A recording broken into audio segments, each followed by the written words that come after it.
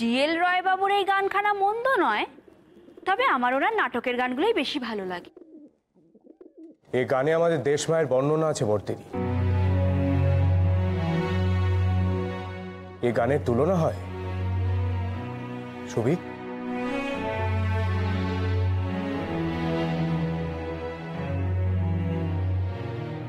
খুব সুন্দর গেয়েছিস।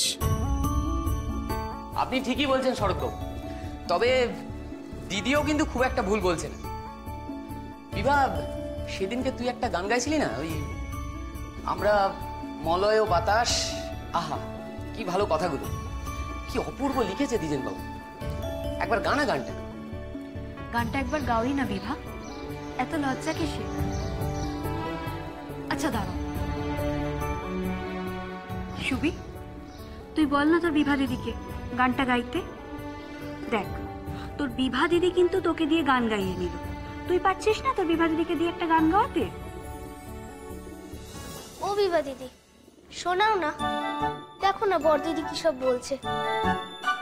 তোমাকে কেউ কিছু বললে আমি সহ্যই করব না, গাইছি।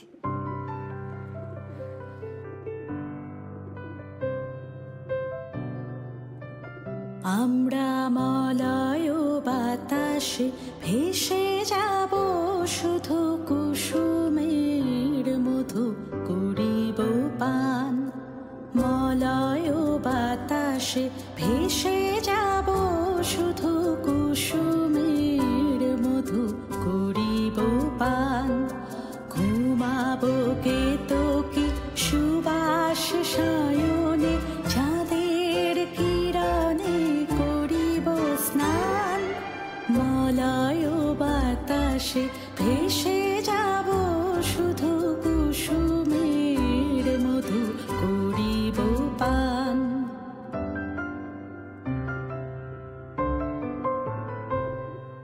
কবিতা করিবে আমাকে বিজন, প্রেম করিবে স্বপ্ন সৃজন।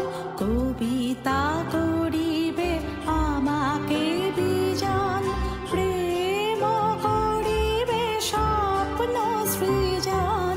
স্বর্গের পরি হবে সহচরী, দেবতা করিবে হৃদয় দান। মলয় বাতাসে ভেসে যাব, শুধু কুসুমের মধু করিব পান।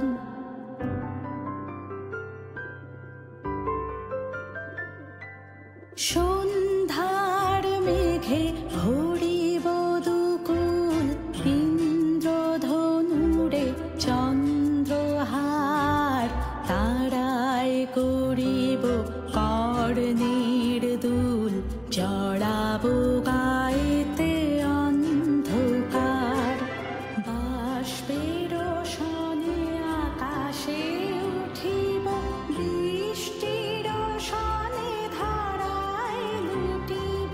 সিন্ধুর সনে সাগরে ছুটিব, ঝঞ্ঝার সনে গাহিব গান। মলয় বাতাসে ভেসে যাব, শুধু কুসুমের মধু করিব পান। মলয় বাতাসে ভেসে যাব, শুধু কুসুমের মধু করিব পান।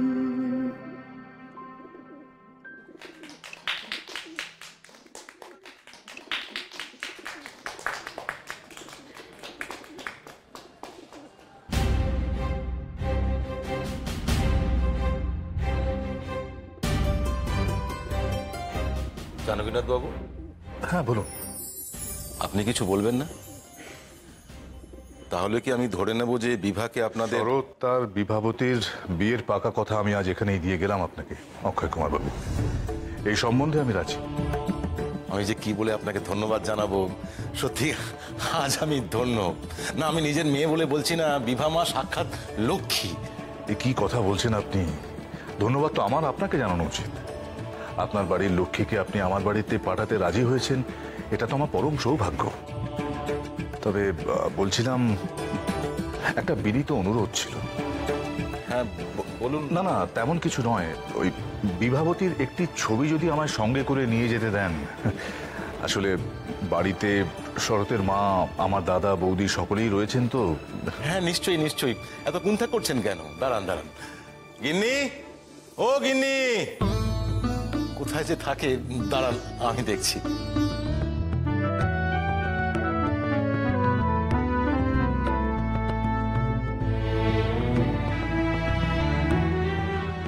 জানকীনাথ বাবু, এই যে বিভা মায়ের ছবি। দিন দিন। বাহ, অক্ষয় কুমার বাবু, হ্যাঁ বলছিলাম আগামীকাল আপনি সপরিবারে আমাদের বাড়িতে আসুন না। আমাদের বাড়িতে আমার পরিবারের সবাই থাকবে, আপনার ভালো লাগবে। হ্যাঁ নিশ্চয়ই নিশ্চয়ই। আর বিয়ের কথাবার্তা যখন প্রায় পাকা হয়েই গেল, তখন আসা যাওয়া তো লেগেই থাকবে। ঠিক আছে, আমরা সবাই মিলে কাল আপনাদের বাড়িতে যাচ্ছি।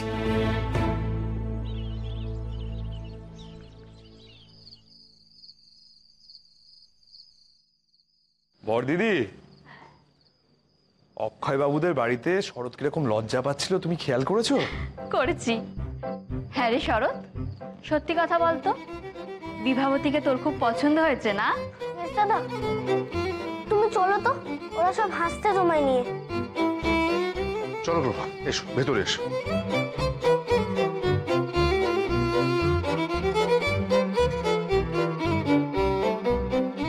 কি ব্যাপার বলুন তো, ছেলে মেয়েরা সবাই এরকম চুপি চুপি হাসাহাসি করছে কেন? তাই নাকি? এ তো ভারী অন্যায়। আপনিও যে কিছু একটা লুকোচ্ছেন সেটা কিন্তু আমি ভালোই বুঝতে পেরেছি।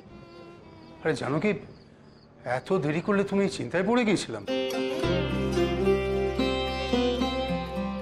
মিরু দাদা, আসলে সোনা কাকার বাড়ি থেকে আমরা একটু শ্রী অক্ষয় কুমার দের বাড়িতে গিয়েছিলাম, তাই। আপনি বসুন না।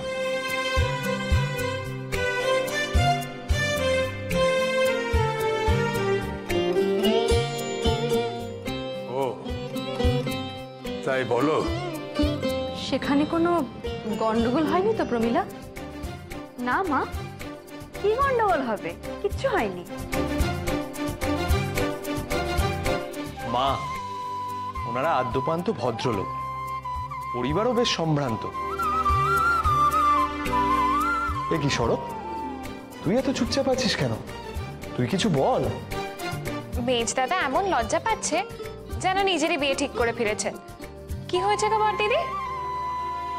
প্রমীলা, তুমি সুভাষকে নিয়ে, সতীশকে নিয়ে ভেতরে যাও, তারা ক্লান্ত, বিশ্রামের প্রয়োজন। শরৎ, তুমিও যাও। আয়।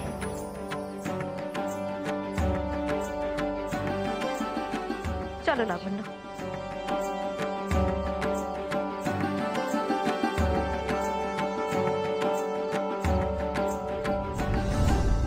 এবার বলবেন কি হয়েছে?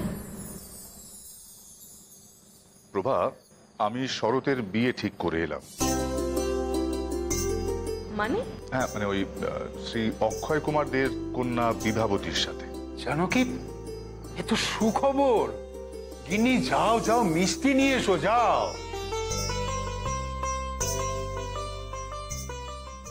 দাঁড়ান দাঁড়ান, বিয়ে ঠিক করেছেন মানে? আমি তো কিছুই মাথা মুন্ডু বুঝতে পারছি না। কই আসার পথে তো কিছু বললেন না? হ্যাঁ, আসার পথে বলিনি, কারণ ছেলেরা সব সাথে ছিল, তাই। ছেলেরা ছিল তো কি হয়েছে? এই তো আপনারা তো সেখানে গেছিলেন চায়ের নেমন্তন্ন খেতে, বিয়ে ঠিক করে চলে এলেন। জানো কি, বলছিলাম যে বৌমাকে তো একবার নিয়ে গেলে পারতে ও বাড়িতে। মেজদাদা, আমি প্রভাকে বলেছিলাম আমার সঙ্গে যেতে। প্রভা বলল সে খুড়িমার কাছেই থাকবে। আমি বিয়ে বাড়িতে রয়ে গেলাম বলে আপনারা বিয়ে ঠিক করে চলে আসবেন? চা খেতে গিয়ে যে বিয়ে ঠিক করে আসবেন তা তো আমি বুঝতে পারিনি। জানলে নিশ্চয়ই যেতাম। আর এভাবে কি বিয়ের কথা হয়?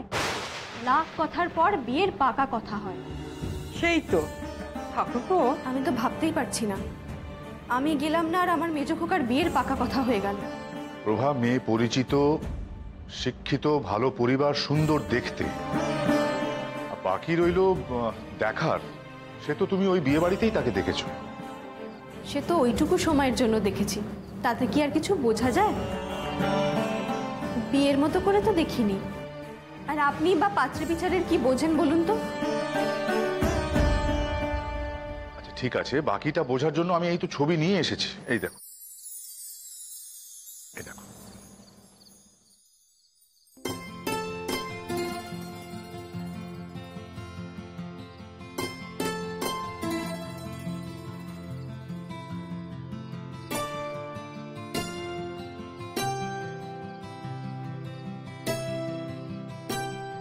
বাহ, ছবি দেখে তো বেশ লক্ষ্মীমন্ত বলে মনে হচ্ছে। ছবি দেখেছে তোমরা বলো, লক্ষ্মীমন্ত কি করে আমি বুঝতে পারি না দিদি। ছবিতে কি আর গায়ের রং বোঝা যায়? সামনে থেকে দেখলাম বটে, কিন্তু আজকাল তো এই অনেক কিছু মেখে গায়ের রং ফর্সা করা যায়। সেরকম কিছু মেখেছিলাম না তো? নাকি গায়ের রং সত্যি এমন কাঁচা হলুদের মতো? আমি তো তার সঙ্গে ঠিক করে কথাও বলিনি, বুঝতেও পারিনি যে আমাদের বাড়ির সঙ্গে সে ঠিকঠাক যাবে কিনা, তার খাওয়া পড়া পছন্দ অপছন্দ কিছুই তো বুঝতে পারিনি। সব কিছুই তো আগে বুঝে নিতে হয়। বান্ধবীর বিয়েতে এসে ওরকম মিশুকে সবাই থাকে, এখন আর এসব ভেবে কি লাভ? সে তো ঠিক কথাই। ঠাকুরপো, তুমি কিন্তু কাজটা ঠিক করনি। আচ্ছা বৌদি, মেয়ে কি খায় কি খায় না তার উপর তো বিয়ে আটকে রাখার কোনো মানে হয় না, কি বলুন দাদা? না, তা নেই, তা ঠিকই, কিন্তু একটা কথা কি জানো কি, মেয়েটা হাসি খুশি বা মিশুকে মানেই যে সে আমাদের পরিবারের সঙ্গে মিশে যেতে পারবে এমন তো কোনো কথা নয়। আহা, শরৎ যেমন পরিবারের আর 5 জনের কথা ভাবে, এই মেয়েও তেমনটাই ভাববে। আর সবচেয়ে বড় কথা দাদা, এই সুভাষ যে কারুর সামনে মুখ খোলে না, তার সঙ্গে নাকি ভারী বন্ধুত্ব হয়েছে। আর দাদা, শরতেরও বেশ পছন্দ হয়েছে দেখলাম। আর প্রভা, আমি উকিল, মানুষ চিনতে আমার ভুল হয় না। বাড়ির বউকে বাড়ি এসে সংসার করতে হবে, আপনার মতো তো আদালতে গিয়ে মামলা করবে না। মেজ খোকা আমার শান্ত ছেলে, আপনি একবার বললে তার তো না করার সাহস নেই, তাই হয়তো সে না করতে পারেনি। না না, তা তো সত্যিই নেই, সেটা ঠিকই, কারণ সে তো মুখের ওপরে কথাই বলে না। শরতের সঙ্গে আমাকে কথা বলতে হবে একবার, আমাকেও তো জানতে হবে এই বিয়ে নিয়ে তার কি মত। প্রমিলা, প্রমিলা, শরৎকে একবার ডাকো।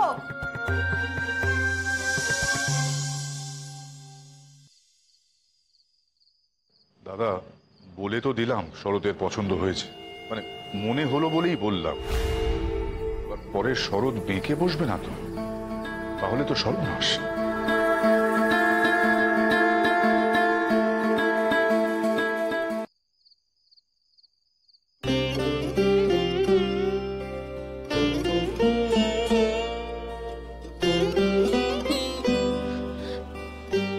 বাবা, আমায় ডাকছিলেন? হ্যাঁ বিভা মা, এসো এসো এসো মা। মা, মা, তোমার সঙ্গে আমার বিশেষ কিছু কথা আছে। বলুন বাবা। আরে, তোমাকে তো আমি আর বেশি দিন এই ঘরে আটকে রাখতে পারবো না, তাই আমাকে এমন একটা ব্যবস্থা করতে হচ্ছে যাতে তুমি তোমার মনের মতো একখানা ঘর পেতে পারো।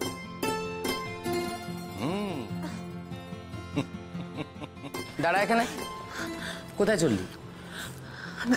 বাবা, আপনি ওকে বলুন তো, ওর মত নেওয়াটাও কিন্তু জরুরি, মা যাই বলুন না কেন। তোমার মা কি তার পিত্রালয় থেকে ফিরেছেন? আগে না বাবা, এই সুযোগ, আপনি ওর মতখানা জানুন তো আগে। না না, কি হচ্ছে তাকে? চুপ। আর তাছাড়া আমার এখন অনেক সেলাই বাকি আছে, কাল মেলায় কি নিয়ে যাব বলো দেখি। আমি আসছি বাবা।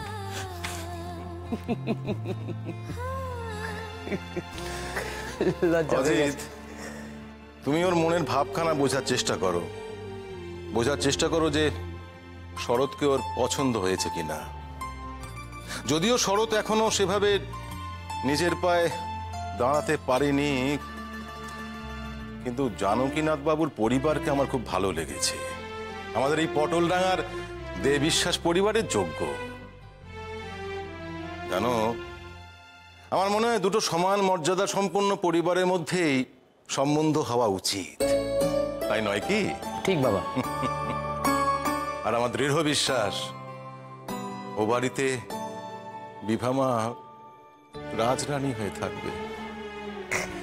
ঠিক আছে বাবা, আমি বিভার সঙ্গে কথা বলছি। বেশ। এই বিভা,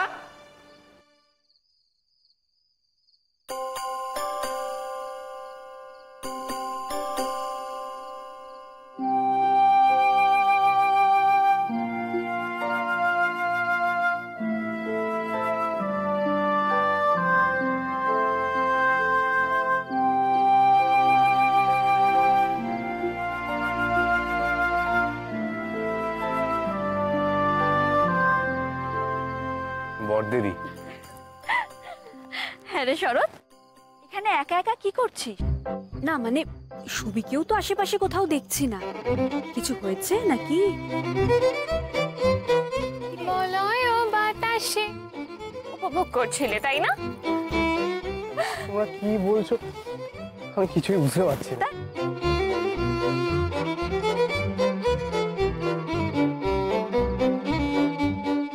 হন করে কোথায় যাওয়া হচ্ছে? নিচে। না আমি বলি কি শরৎ, এখনই নিচে তুই যাস না, বাবারা কি ভাববেন? ওখানে তো তোর বিবাহ নিয়ে আলোচনা হচ্ছে। হ্যাঁ তুই সেখানে যেতেই পারিস, তবে কি ওনাদের কথাবার্তা শুনতে তোর কি ভালো লাগবে? অর্তারাব, তোমরা কি শুরু করলে বলো তো? এই শরৎ শোন, ঝট করে আমাকে বলতো বিভাবতীকে তোর পছন্দ হয়েছে কিনা, মা বাবা আসার আগে আমাকে বলে দে। কিরে? না মানে বলছিলাম কি, ছবিতে কিন্তু বেশ সুন্দরী, তা পছন্দ হবে না কেন? একদমই তাই, গানের গলাখানাও তো খাসা, তাই না রে শরৎ?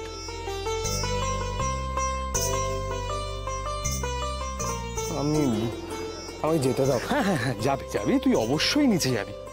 বড়দিদি, হ্যাঁ বল। অক্ষয় কুমার বাবুদের বাড়িতে তুমি একটা জিনিস খেয়াল করেছিলে? কি রে? আমাদের শরৎ কিরকম ওনার মেয়েকে আর চোখে দেখছিল না? আমি কিন্তু এই ব্যাপারটা খেয়াল করেছি, তুমি কি খেয়াল করেছো? হ্যাঁ আমিও করেছি। আমি নিচে যাচ্ছি। শরৎ শোন, মেজদাদা, মেজদাদা, কি হলো মেজদাদা? তোমরা আবার সবাই মেজদাদাকে নিয়ে ঠাট্টা করছো তো? ঠাট্টা করবো না? তোমার মেজো বৌদি আসছে যে, ওই জন্যই তো ঠাট্টা করছি। লাবণ্য, বড্ড পাকা পাকা কথা বলছিস কিন্তু। আরে শোন শরৎ শোন,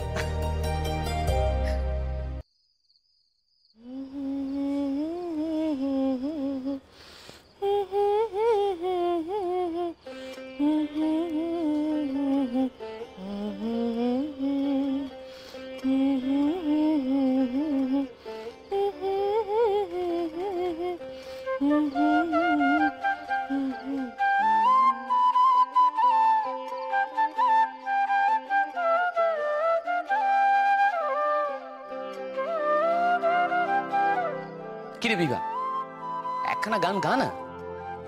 কি যে বলো না তুমি।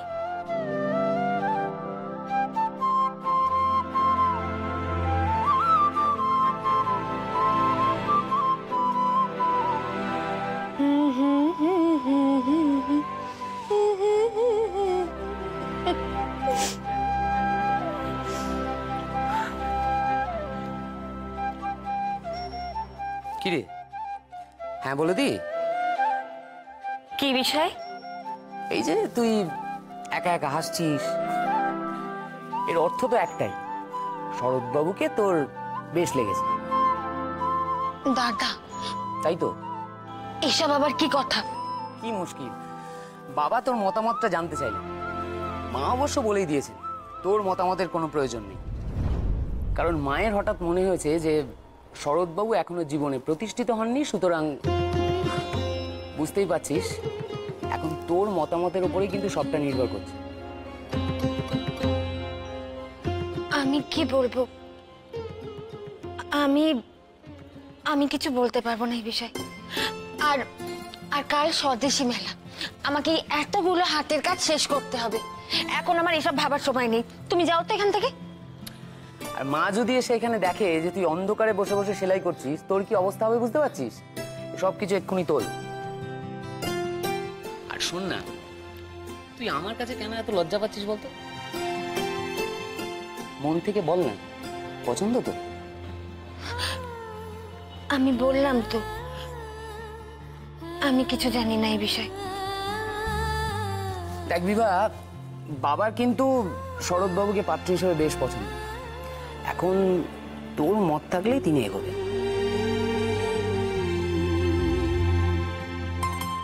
বাবার যখন পছন্দ তখন আমার মতামতের আর কি প্রয়োজন? বাবার মতই আমার মত।